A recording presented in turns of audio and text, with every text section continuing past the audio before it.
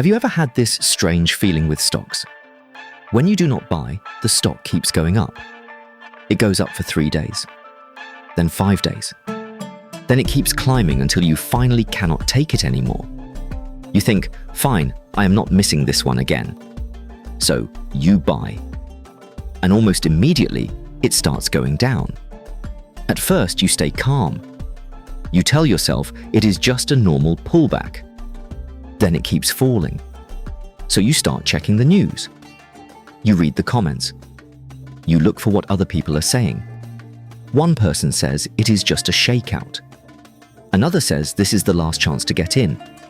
Someone else says the trend is broken. The more you read, the more confused you get. Eventually, you cannot stand it anymore. So you sell. And then, somehow, the stock starts going up again. At that moment, a lot of retail investors have the same thought. Does the market know me? It feels like the moment you buy, it drops. The moment you sell, it rises. The moment you sit in cash, a bull market begins. The moment you go all in, the warning lights turn on. So today, this is the case we are investigating. Why do retail investors keep losing? But we cannot explain this by saying retail investors are greedy, emotional, or bad at technical analysis. Those answers are too shallow. The more interesting part is this. Many retail investors do not lose because they are lazy. They lose because they are trying too hard.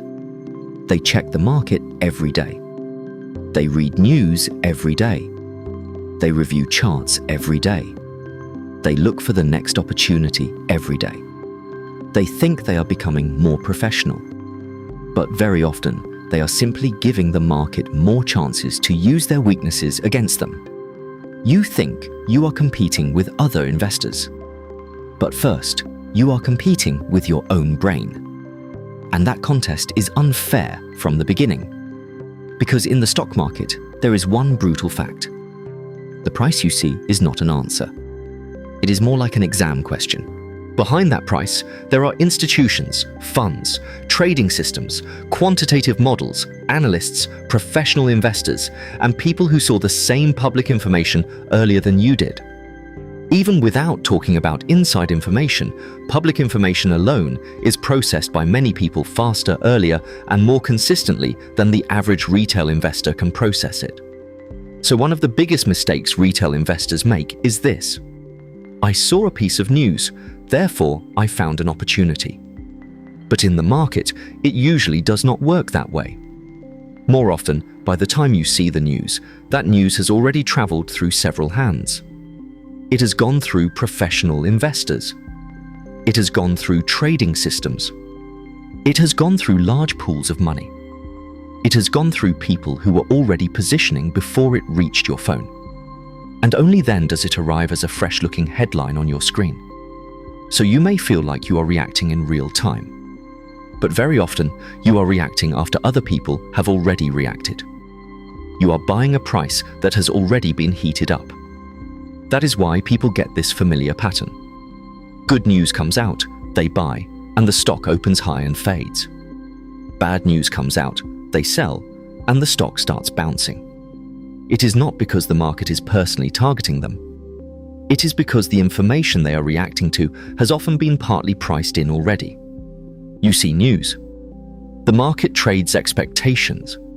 News is the sound of something that has already happened.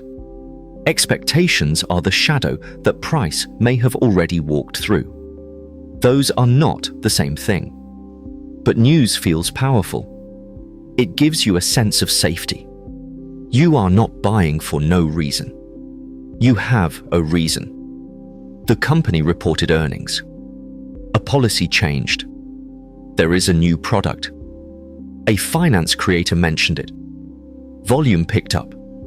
Look, you tell yourself, I am not being impulsive.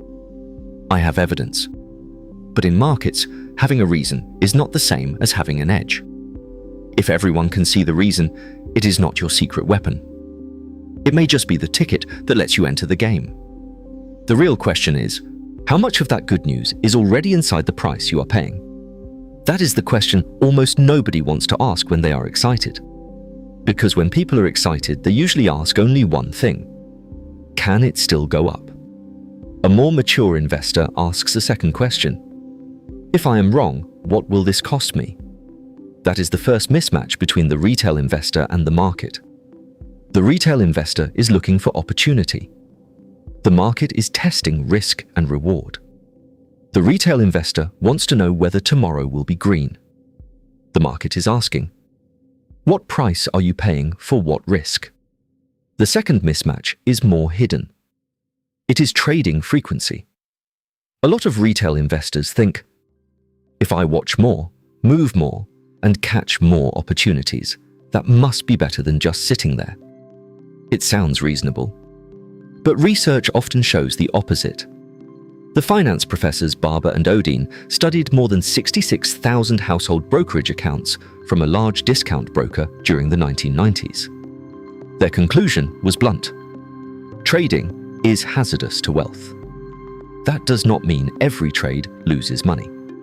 It means that in their data, the people who traded more frequently tended to perform worse. The average household earned about 16.4% per year. The market earned about 17.9%. So the average account was already behind. But the most active traders earned only about 11.4% per year. That gap is hard to ignore. And this result is counterintuitive. These people were not doing nothing. They were more active, more engaged, more willing to make moves. And yet, they did worse. Why? Because every trade has a cost. You may think the cost is just a commission, but the true cost is much bigger. There is the bid-ask spread. There is slippage. There are taxes. There is the chance that the stock you sold keeps rising without you. And there is one cost people almost never count. Attention. Every time you switch positions, you are telling the market, I am going to make another decision now. And every new decision gives your emotions another seat at the table. Confidence gets a seat. Fear gets a seat. Regret gets a seat. Greed gets a seat. So the most dangerous part of frequent trading is not that every trade is wrong. It is that every trade creates another doorway where you can make a mistake. Many retail investors imagine that a skilled investor is someone who is always doing something. But in markets, sometimes the opposite is true. The skilled person may be the one who can spend most of the time doing nothing. And doing nothing is hard. It is hard to watch other stocks go up and not chase. It is hard to watch your own position fall and not panic.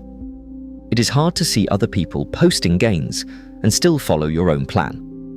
That is one of the most confusing things about investing. A lot of activity does not always mean a lot of skill. Sometimes it only means the market has you on a leash. Barber and Odin also wrote another famous paper about overconfidence. They studied more than 35,000 households and found that men traded about 45% more than women. But more trading did not lead to better results. It reduced net returns. Their main explanation was overconfidence. And this part is painful because for many retail investors, the most dangerous moment is not their first loss. It is their first win. The first time they pick a stock correctly. The first time they make money on a short-term trade. The first time they feel, wait, maybe I really understand the market. That moment is dangerous. Because profit can disguise itself as skill. But sometimes it is just luck. You make money once and your brain quietly edits the story. It does not say, maybe that was coincidence. It says, see, you were right. See, you are sharper than other people. See, you found the rhythm. So the next time, your position gets bigger. You chase harder. And you find it harder to admit you are wrong. This is why one of the most dangerous rewards in the market is not making a lot of money. It is making money once with a bad method. Losing money can make people cautious. But making money with a bad method can make people addicted. You think you discovered a pattern. But maybe you only discovered a bad habit that the market happened to reward one time. That is the third mismatch. The retail investor thinks he is gaining experience, but sometimes he is just building a more convincing illusion. This illusion becomes especially strong in a bull market, because a bull market is very good at making everyone feel like a genius. You buy something, it goes up. You chase something, it keeps going. You repeat an opinion you saw online, and the market seems to confirm it the next day. At that point, retail investors often mistake the market's tailwind for their own wings.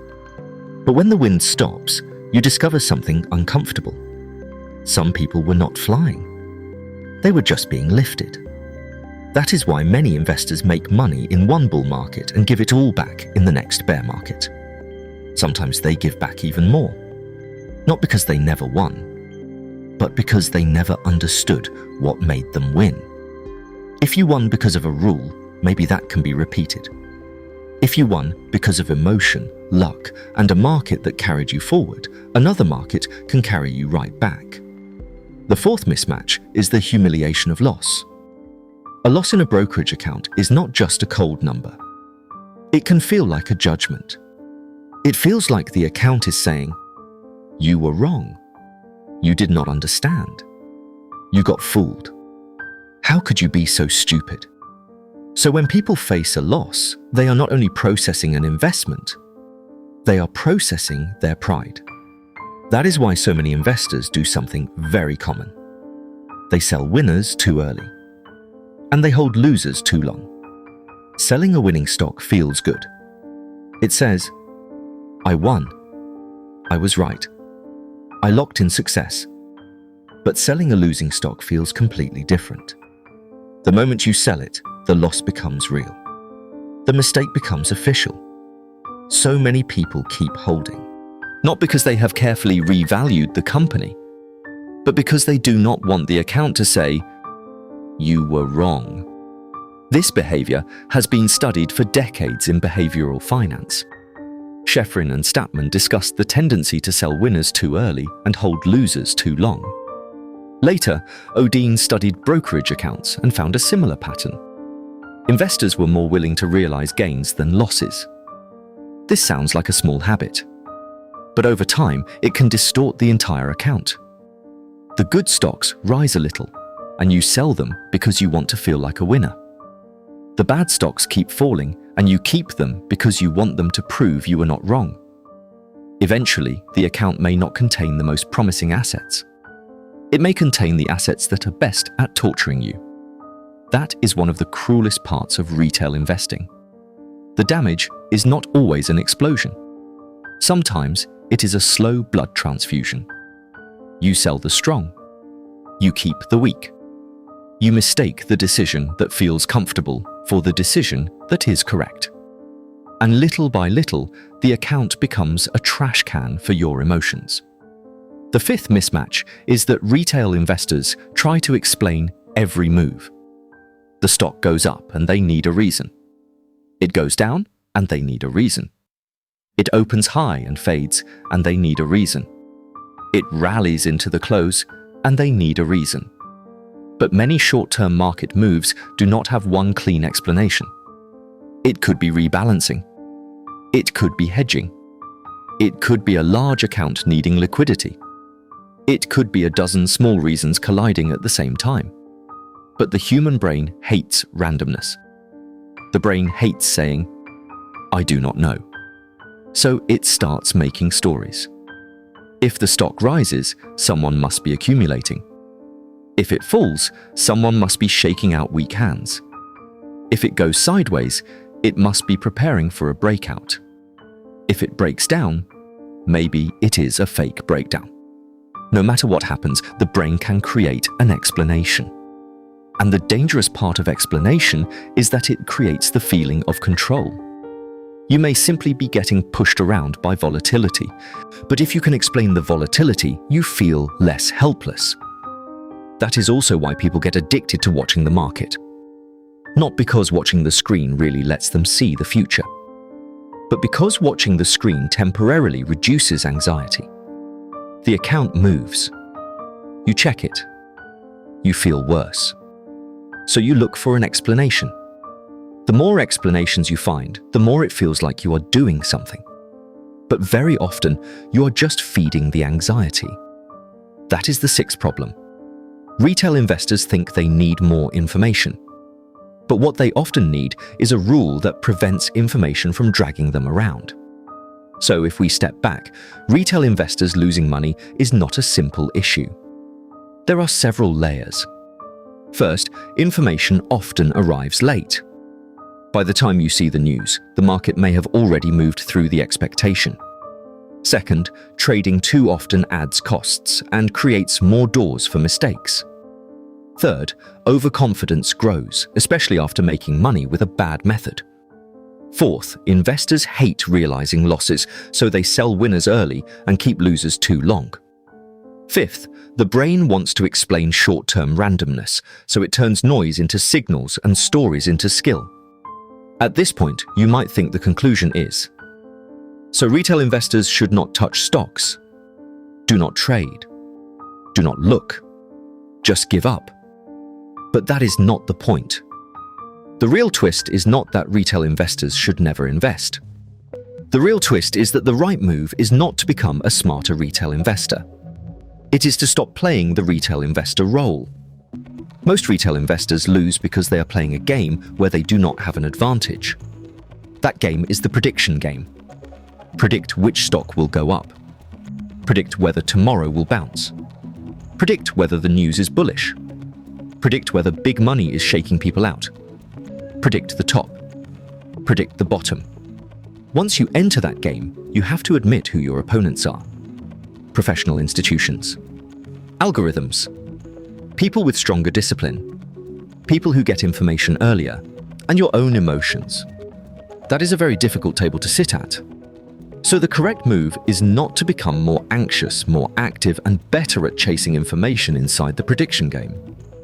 The correct move is to switch games. Stop being a predictor. Become a rule follower. You do not start by asking, will it go up tomorrow? You start by asking, if it goes up, what will I do? If it goes down, what will I do? If I'm wrong, how much can I lose? If I'm wrong 3 times in a row, will I still keep adding? If this company falls 30%, do I actually want to buy more, or am I just refusing to admit I was wrong? These questions are not exciting, but they protect the account. Retail investors often look most like losers at the exact moment they most want to win, because they are desperate to prove they were right. A more mature investor is not desperate to prove he is right every time. He cares more about whether he can survive when he is wrong. That is the difference between the prediction game and the rule game. The prediction game asks, can I be right this time? The rule game asks, if I am wrong this time, does my system survive? For example, if you do not have the ability to analyze businesses deeply and you do not have the time to follow companies closely, then you should not pretend that a few headlines will let you beat professional analysts. You can choose a more diversified, lower cost, less prediction-dependent approach. Long-term allocation, regular contributions, a broad market core position. This does not mean it will definitely make money. And this is not investment advice. It simply acknowledges one thing. I do not have a strong prediction edge. So I should not place my entire financial future on one decision. And if you still enjoy active trading, that does not have to be forbidden. But you need to put it in a cage. Use a small portion of your portfolio as an active trading account. Its job is not to change your destiny. Its job is to satisfy the desire to participate, learn, and experiment. That way, even if you are wrong, it does not drag down your entire financial life. It is like going to a casino. The dangerous part is not playing a couple of hands. The dangerous part is putting your house money, your children's money, and your retirement money on the table and then telling yourself, this is not gambling. I understand the trend. For retail investors, the way out is not the next magical bottom call. It is getting yourself out of that state. Do not let every market move command your hand. Do not let every headline rewrite your plan. Do not let one profitable trade turn luck into talent. Do not let one losing trade drag you into averaging down, denial, and revenge. What you need is not more stimulation. You need fewer decisions made in the heat of the moment. Real investment rules should be written before the market opens. They should not be invented during the most emotional part of the day. What do you buy? Why do you buy it? How much do you buy?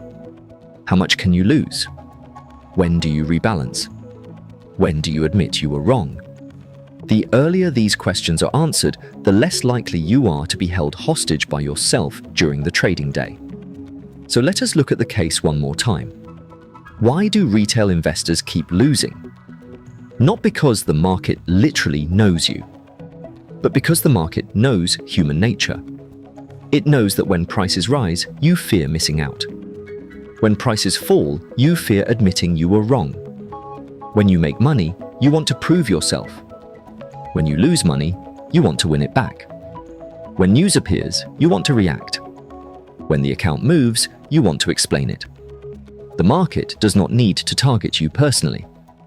It only needs to keep giving you chances to expose yourself. The most dangerous retail investor is not the one who knows nothing. It is the one who knows a little and thinks that is enough. The real twist is here. You do not need to be right about the market every time. You need to stop being so easy for the market to read. The market loves the investor who wakes up every day needing to prove himself. That person will chase. He will panic. He will add at the wrong time.